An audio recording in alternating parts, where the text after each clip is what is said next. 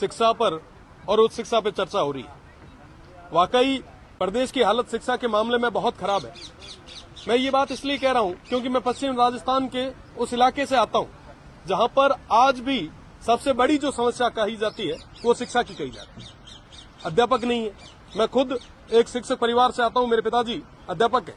मैं खुद government school में पढ़ा और जब आज उनकी हालत देखते हैं तो वाकई तरस आता है। आज के समय में लगभग 61% पद जो है वो रिक्त है, जिसमें मुख्य रूप से गैर शैक्षणिक है। आज के समय में वो जो विद्यार्थी है वही कर्मचारी का काम कर रहा है, वही लाइब्रेरियन है, वही प्रयोगशाला में काम कर रहा है, सफाई कर्मी भी वही है। सब ऐसे दौर में आप एजुकेशन दे कैसे पाएंगे? और सबसे बड़ी समस्या हमारे आने वाली पीढ़ी को, एक तरफ हम राइजिंग राजस्थान की बात कर रहे हैं, कह रहे हैं कि साहब हम राइज करेंगे। जब आपके पास स्किल्ड युवा ही नहीं होंगे, पढ़े लिखे लोग ही नहीं होंगे, तो आप कैसे राइज करेंगे?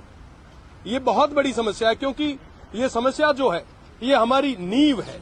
आज के समय में हम कहते हैं कि साहब भारत सबसे युवा है, युवा देश है। हमारे ये जो बच्चे हैं आने वाले समय में इस देश का, प्रदेश का नाम रोशन करेंगे, और दूसरी तरफ हम उनको पूरी शिक्षा नहीं दे पा रहे। ये वाकई एक गंभीर विषय है। साथ ही साथ जैसलमेर और बाड़मेर की मैं बात करूं तो जैसलमेर में 52% और बाड़मेर में 48% शिक्षकों के पद खाली है।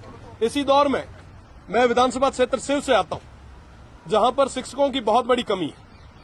नोडियाड़ा, मुड़ाबाव, ये तमाम जो उच्च शिक्षा की और 12वीं स्कूल से ऐसी है जहां पे एक एक अध्यापक लगा है।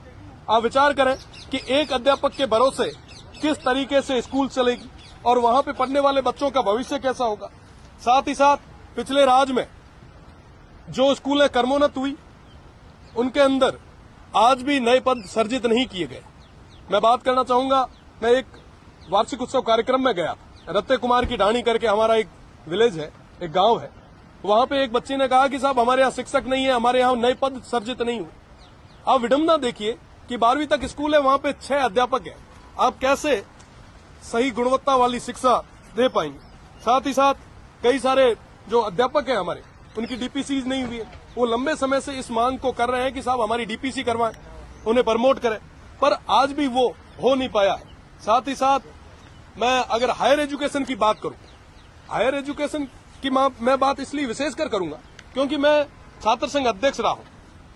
वहां के युवाओं की, वहां के विद्यार्थियों की पीड़ा को नजदीक से देखा है। आज पूरे राजस्थान में एक भी ऐसी कॉलेज नहीं है, एक भी ऐसी यूनिवर्सिटी नहीं है जहां पे प्रॉपर तरीके से क्लासेज लग रही है, ना कहीं पूरे तरीके से फैकल्टी है। और जो रिटायर्ड हो गए लोग, उनको पेंशन भी नहीं मिल रही। मैं पेंशन की बात इसलिए कर रहा हूं क्योंकि पिछले राज में मैं लगभग 25 दिन जेल में रहा था उन पेंशनर की मांग को लेकर, और आज भी वो पेंशनर उसी तरीके से धरने दे रहे हैं। साहब, जो आदमी पूरा जीवन दे देता है किसी के लिए, जब वो पीछे मुड़ के अपनी पेंशन के लिए जाता है ताकि उसका परिवार आराम से निकल पाए, जीवन यापन आराम से हो पाए, साहब उसको बदले में क्या मिलता है? धक्के मिलते हैं, पुलिस की लाठियां मिलती है।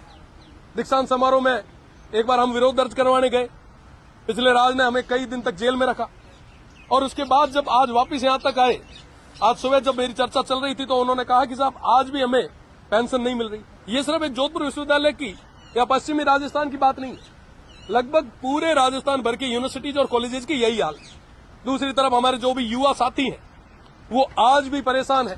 छात्र संघ चुनाव नहीं हो रहे। तमाम लोगों ने, तमाम हमारे नेताओं ने, तमाम माननीय सदस्यों ने ये बात रखी कि आप छात्र संघ चुनाव कराएं, नए युवाओं को राजनीति में आने के लिए एक रास्ता खोलें। आज भी हमारे शाहपुरा से आने वाले सदस्य ने ये मजबूती से मुद्दा रखा, बात रखी। तो निश्चित रूप से छात्र संघ चुनाव करवाए जाने चाहिए। आप जब तक पूरे तरीके से शिक्षक नहीं लगाएंगे, नई भर्ती करके उनको उस पश्चिमी राजस्थान में नहीं भेजेंगे, तब तक मुझे नहीं लगता कि ये शिक्षा का जो एक स्ट्रक्चर है ये खड़ा हो पाएगा। अगर वाकई आप चाहते हैं कि हमारे आने वाली पीढ़ी मजबूत हो, तो निश्चित रूप से आपको नए संसाधन भी देने होंगे, शिक्षक भी देने होंगे, और साथ ही साथ इस व्यवस्था के लिए आपको मजबूती से काम भी करना।